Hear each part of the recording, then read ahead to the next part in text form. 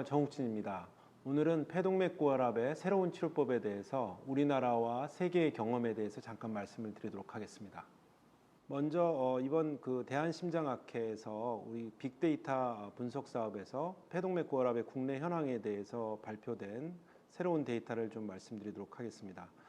2004년부터 2018년까지 폐동맥고혈압 상병 코드를 가지고 폐동맥고혈압 치료제 처방 내역이 있고 생애 한 번이라도 우심도사술을 시행받은 경우를 포함해서 이제 분석을 해봤습니다. 그래서 폐동맥 상병 코드는 다음과 같은 코드를 이용했고, 그랬을 때 우리나라 인스턴트 케이스를 보면은 새롭게 진단된 라이트사이드 캣을 이용해서 새롭게 진단된 케이스들이 이렇게 증가하고 있습니다. 여기는 앞에 이제 정혁수 교수님께서 이야기해 주셨던 코파 리지스트리도 이제 관여가 돼 있고, 그 다음에 이제 최근에는 폐고혈압 연구회에서 이렇게 캠페인을 하고 그래서 이제 증가하는 양상을 보여주고 있습니다. 결국 우리나라 폐동맥고혈압 인시던스는 100만 명당 3명에서 5명 정도로 추정이 되고 있고, 이거는 다른 나라와 거의 비슷한 양상을 보여주고 있습니다.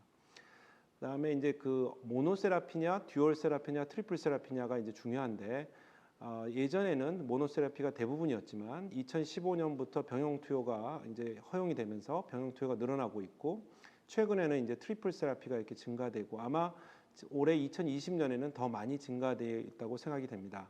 그렇지만 아직 그 약제들에 따라서 이제 지금 이제 우리나라에 들어온 약제들이 보여주고 있습니다. 한 7가지 정도가 이제 들어와 있는데, 결국은 아직도 이제 2018년 현황으로 봤을 때 71%가 모노세라피고 24%가 듀얼 세라피, 트리플은 5%에 불과합니다. 그래서 아마 2020년에 좀 늘어나고는 있지만 아직도 병용 투여가 많이 되지 않는 현상을 보여주고 있습니다. 가장 중요한 이번 데이터 분석의 가장 중요한 거는 이제 서바이벌 커브를 생존 곡선을 추정한 것인데, 이거는 이전의 데이터보다 더 정확한 우심도자 검사를 한 환자를 대상으로 한 거가 되겠습니다. 그래서 이런 치료 덕분에 5년 생존율이 71.5%로 추정이 되고 있습니다. 이거는 콤페라 리지스트리라고 해서 최근에 유럽에서 발표됐던 5년 생존율 75.9%에 육박하는 것을 보여주고 있고, 이전에 히라 데이터로 이제 46%가 나온 적이 있는데, 이거는 진정한 사망률이라고 보기 어렵기 때문에 5년 생존율 71.5%의 희망적인 데이터가 우리나라에서도 확인된 결과가 되겠습니다. 제가 이제 종설로 썼던 우리나라 폐동맥고혈압의 문제점에 대한 작년에 이제 논문에 보면은 3가지를 저희가 이제 지적을 했는데, 조기 발견이 중요하고, 그 다음에 가이드라인에서 보다 병용 투여를 허용을 많이 해줘서 트리플로 가는 거가 이제 굉장히 치료에 중요하겠다. 그 다음에 마지막으로 디페노타이핑을 이용한 퍼스널라이즈 메디슨이 굉장히 중요하겠다. 이런 걸 이제 한 바가 있습니다. 거기에 우리 대한폐고혈압 연구회에서는 패밀리 캠페인이라는 걸 진행을 했었습니다. 그래서 폐동맥고혈압을 미리 찾아서 가족의 행복을 찾자는 걸로 인포그래픽스를 만들고 국회 토론회를 진행을 했었습니다. 국회 토론회에서 주로 다뤘던 내용이 우리나라의 타겟 치료제로 안 들어와 있던 약들을 도입하는 문제를 식약처와 보건복지부와 이제 상의를 한 바가 있습니다. 그래서 그때 나왔던 결론인데, 폐동맥고혈압은 역시 조기에 강력한 치료를 하는 게 중요하고, 그걸 위해서는 뭔가 타겟을, 우리나라 환자들에 대한 타겟을 발견하고 프레시전 메디슨으로 가야 되겠다. 이게 이제 저희 학회의 방향이었습니다. 이게 이제 지금 현재의 우리 폐동맥고혈압의 치료의 이제 단계인데, WHO 펑셔널 클래스 3와 4에서는 웬만하면 이니셜 듀얼 세라피로 갔다가 IV 제제를 포함한 IV 프로스타사이클린 제제를 포함한 트리플 세라피로 가는 게 전 세계적으로 추천되는 치료법이 되겠습니다. 그 다음에 이제 진정한 새로운 치료제들, 아까 이제 3가지 경로에 대한 전문적인 치료제에 대해서 강의를 들으셨을 텐데, 지금 앞으로 3년 이내에 2상과 3상이 끝날 약제들은 한 4가지 정도가 있습니다. 랄리네팍과 리퀴디아에서 나온 약과, 그 다음에 소타터셉트와, 그 다음에 마시텐탄의 10mg이 아니라 75mg 고용량이 되겠습니다. 그 다음에 이제 3에서 5년 뒤에 한 두 가지 약제가 나올 예정에 있고 5년 이상 걸려서 나올 약제가 한 두 가지 정도가 지금 예상되고 있습니다. 그래서 먼저 그 랄리네팍은 이제 저도 임상 연구를 글로벌 임상 연구 같이 하고 있는데 오랄 IP 리셉터 애고니스트로서 셀렉스팍과 비슷한 그 기전을 가지고 있습니다. 10 마이크로그램을 두 번 먹는 제제인데 이거가 이제 이전의 연구에서 PVR을 굉장히 감소시키는 좋은 효과를 보여주고 사이드 이펙트는 굉장히 적은 거를 이제 보여주고 있었습니다. 그다음에 리퀴디아에서 새로 나오는 인헤일드 트레포스티닐은 사실은 이제 트레포스티닐은 이제 섭큐 제제랑 PO 제제가 이미 나와 있습니다. 저도 이제 PO 제제 트레포스티닐을 이제 연구를 해봤는데 이번에 이제 인헤일드 폼이 좀 나왔는데 이게 이제 이전에 인헤일드 폼인 일루프로스트는 6번을 하는 건데 이건 4번에 사용하는 약제가 지금 이제 개발이 되고 있습니다. 그다음에 듀얼 ERA 마시텐타는 지금 현재는 이제 10mg을 사용하고 있습니다. 이거는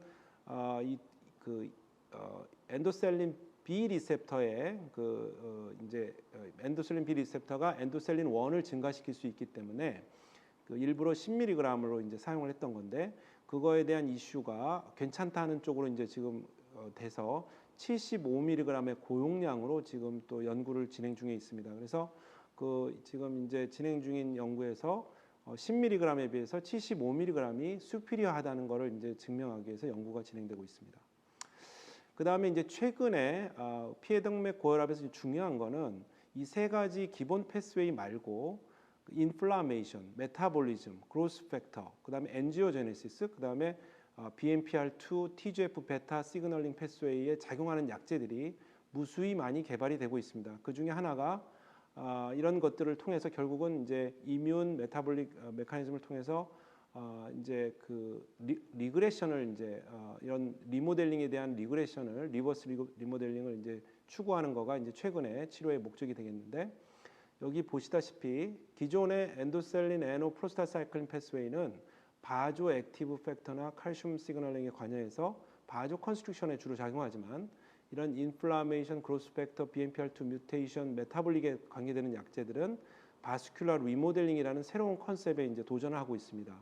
그래서 그 중에 하나가 소타터셉트라고 불리는 BMPR, TGF 베타 시그널링 패스웨이 작용하는 약으로서 최근에 이렇게 각광받고 있는 이유는 PAH는 프롤리퍼레티브 하지만 이 소타터셉트를 통해서 안티 프롤리퍼레티브 한쪽으로 이제 가기 위해서입니다. 그래서 최근에 이제 ATS 2020년 올해 버추얼 컨퍼런스에서 이 결과가 발표가 됐는데 프라이머리 엔드포인트를 이제 일단 달성을 했습니다. 이거는 PVR을 감소시키는 거였는데 의미 있게 33% 정도 감소시키는 효과를 보였고 6미닛 워킹 테스트도 이제 증가를 시켰고 여기 보시면 민 PAP를 거의 20% 정도 감소시키는 좋은 효과를 보여주고 세이프티는 좋은 결과를 보여줬습니다. 그래서 3상 연구가 우리나라에서도 곧 시작될 예정에 있습니다. 저희 병원을 비롯해서 세 병원에서 펄사 페이즈 3 트라이얼이 아마 진행될 예정에 있습니다.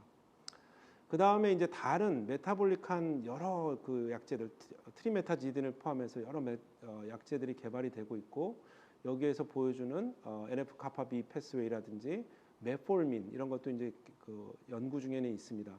그다음에 인플라메이션에 작용하는 약제들 여기에 나와 있는 약제들이 이제 계속 개발 중에 있고 그다음에 이제 우리 새로운 또 치료제 중에 이제 몇 가지들이 또 개발이 되고 있습니다.